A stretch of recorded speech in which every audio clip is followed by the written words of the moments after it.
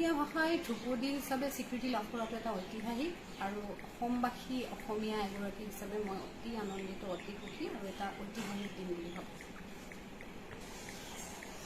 আমি আচলতে বিদ্যাৰ্থিনী ক্ষেত্ৰৰ লগত জড়িত হৈ থাকি আমাৰ কৰণীয়খিনি জাতিটোৰ প্ৰতি যিখিনি দায়বদ্ধতা আৰু সময়ৰ সংযোগত আমি এই কামখিনি কৰিলোঁ আৰু জাতিটোৰ হকে এইখিনি কাম যদি আমি কৰি পেলাই কামত আহিছে তেতিয়াহ'লে মই নিজকে ধন্য মানিছোঁ সেইখিনি কামত অংশীদাৰ হ'বলৈ পায়।